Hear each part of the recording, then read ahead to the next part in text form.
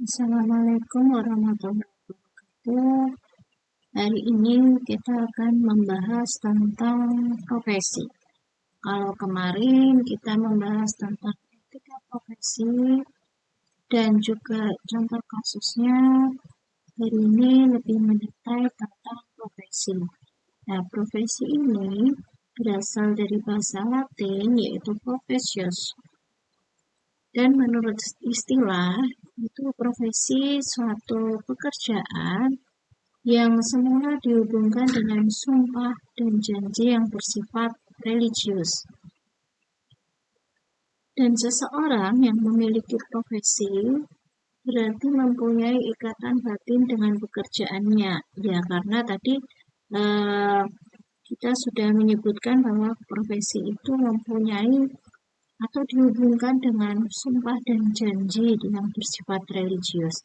Nah, ketika nanti terjadi suatu pelanggaran sumpah jabatan yang berkaitan dengan profesi tersebut, itu dianggap menodai kesucian profesi tersebut. Nah, ini kan bisa kita ambil contoh, misalnya seorang dokter yang melakukan pelanggaran, misalnya malpraktek atau melakukan aborsi ya, di klinik pribadi misalnya. Nah, itu kan berarti dia sudah melanggar sumpah dari sumpah jabatan ya dari dokter tersebut. Itu tidak diperbolehkan. Itu contohnya. Lalu kita lanjut lagi. Ini sifat-sifat yang harus dimiliki oleh pelaku profesi.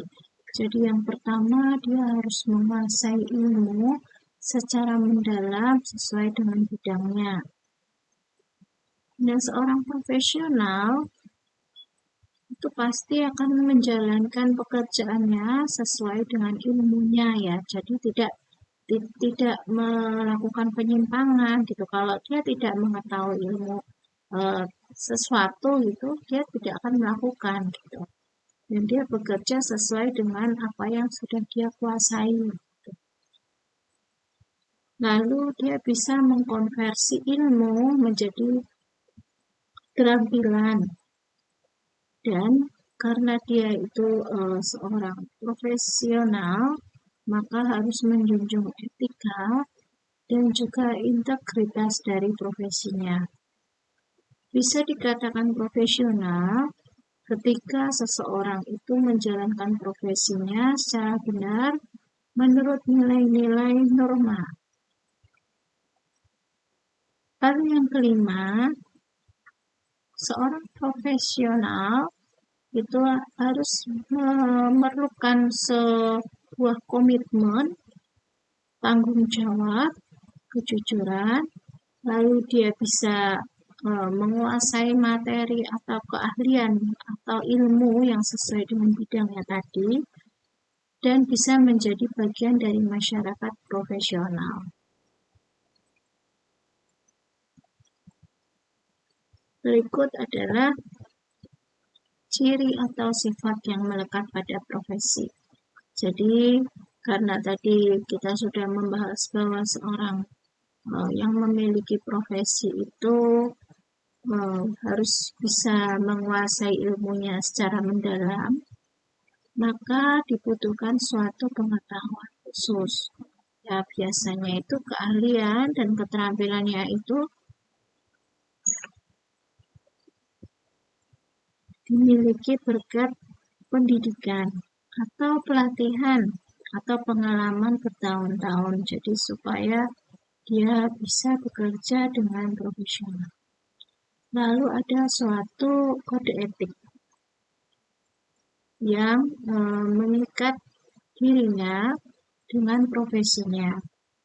Sehingga ada kaidah atau aturan-aturan dan standar moral yang harus dia penuhi. Kemudian yang ketiga itu bisa melakukan pengabdian pada kepentingan masyarakat. Nah, di sini maksudnya seorang yang memiliki profesi, dia juga harus bisa terjun ke masyarakat, jadi membantu kepentingan masyarakat. Misalnya contohnya seperti pengabdian masyarakat, ya seperti kayak dokter gitu kan, dia bisa melakukan pengabdian kepada masyarakat, misal memberikan pengobatan gratis dengan bekerja sama dengan puskesmas atau instansi-instansi yang terkait dengan kesehatan gitu ya, atau profesi yang lain, misalnya guru bisa melakukan pengabdian masyarakat, misalnya dengan memberikan penyuluhan ataupun lainnya, sehingga masyarakat mendapatkan manfaat dari keprofesionalan dari seseorang tersebut. Lalu ketika seorang itu mempunyai profesi, maka diharapkan dia itu mempunyai izin khusus dalam menjalankan suatu profesinya.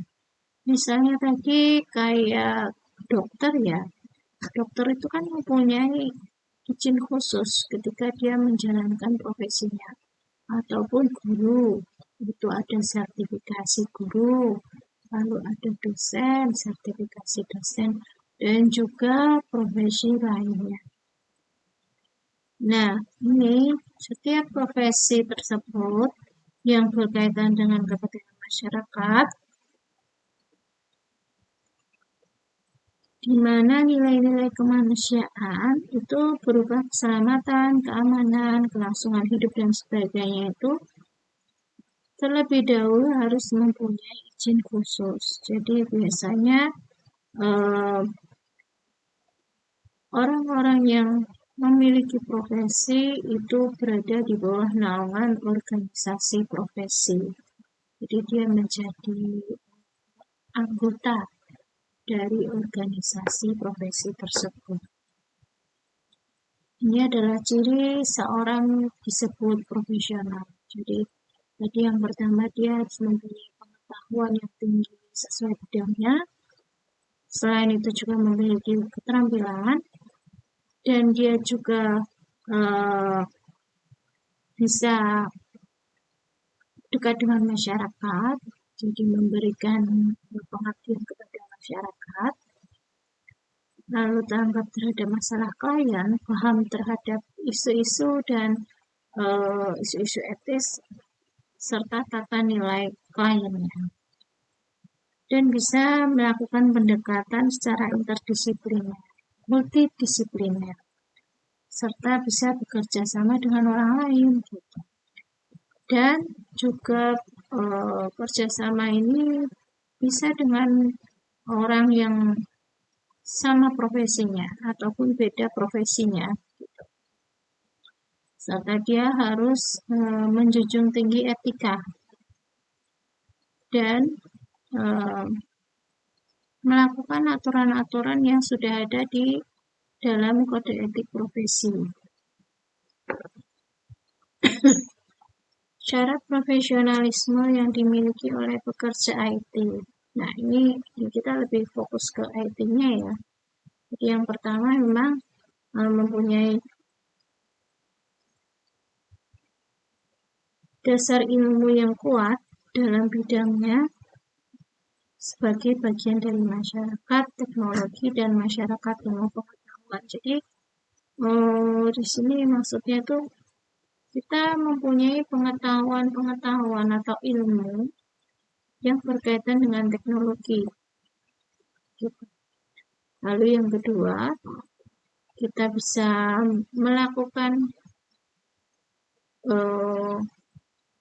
tanggung jawab profesi itu juga dengan berdasar riset. Jadi tidak asal-asalan melakukan sesuatu gitu ya. Jadi kita berdasarkan ilmu pengetahuan, berdasarkan riset penelitian gitu, kita bisa melakukan tanggung jawab profesi. Jadi tidak hanya sekedar teori dan konsep saja, tapi juga melakukan praktek. Praktek di sini maksudnya contohnya misalnya ketika kita itu membuat jaringan LAN misalnya, local area network.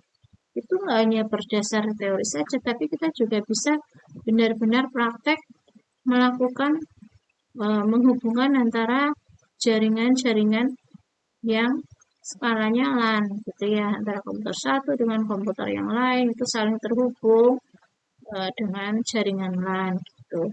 Lalu yang ketiga, mengembangkan kemampuan profesional yang secara terus-menerus. Di sini maksudnya seorang profesional IT itu dia harus mau belajar tentang ilmu-ilmu pengetahuan, tentang teknologi, dan lain sebagainya ya. Itu seperti itu. Nah, kalau kita pikirkan lagi, sebenarnya memang ada penyebab-penyebab yang menjadikan profesionalisme pekerja IT itu menjadi rendah. Itu karena apa? Nah, ini saya sebutkan ada 3. Jadi, pekerja-pekerja tersebut itu tidak mau menekuni profesinya secara total. Jadi, misalnya dia bekerja di sebuah instansi tertentu yang berkaitan dengan IT, kemudian dia bekerjanya hanya dengan setengah hati gitu. Jadi tidak secara total mengerjakan. Jadi ketika ada klien, dia menangani klien tersebut, misalnya kliennya minta dibuatkan suatu aplikasi gitu kan ya, terus dia menangani klien tersebut tapi dengan setengah hati gitu. Nah, itu menyebabkan profesionalnya dia itu menurun gitu. Seharusnya dia kalau mau kalau ada klien minta dibuatkan aplikasi, misalnya ya dia harus total di situ. Apa sih keinginan klien gitu. Nah, contohnya programmer, jadi dia akan melakukan atau membuat aplikasi tersebut sesuai dengan keinginan kliennya, sesuai dengan kebutuhannya gitu. Jadi tidak berdasarkan ego dia gitu. Sesuai permintaan klien gitu. Lalu di sini memang belum adanya konsep yang jelas ya dari apa sih norma dan etika profesi gitu.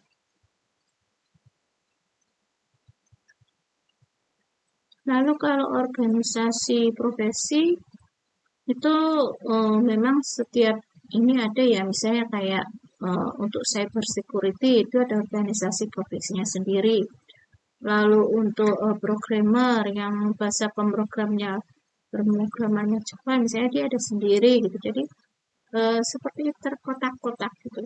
Jadi sesuai dengan bidang keahliannya sendiri-sendiri itu memang ada. Tapi ada juga yang profesional tapi tidak ada organisasi profesinya. Misalnya kayak DBA, database administrator itu sepertinya belum ada ya organisasi profesinya. Jadi belum bisa menangani para profesional yang bekerja sesuai bidang tersebut. Ini alasan pentingnya sertifikasi. Jadi kalau seorang profesi IT memang harus diharapkan atau diharuskan lah ya, itu memiliki sertifikasi profesi. Nah, supaya mendukung pengetahuan atau kemampuan yang dimiliki oleh profesi tersebut gitu. Nah, ini untuk apa sebenarnya? Untuk menuju level yang diharapkan. Misalnya dia kalau tadinya hanya programmer junior gitu, ketika dia memiliki sertifikasi yang lebih tinggi, otomatis kan dia meningkat pengetahuannya, levelnya akan meningkat gitu ya. Nah, dan itu juga tumbuh rasa kepercayaan dari klien untuk untuk misalnya untuk minta dibuatkan aplikasi tertentu atau apa, jadi bekerjanya sesuai dengan bidangnya gitu ya. Nah, ini nanti coba dikerjakan ya. Nanti dikirim saja via email jawaban dari kuisnya. Terima kasih. Assalamualaikum warahmatullahi wabarakatuh.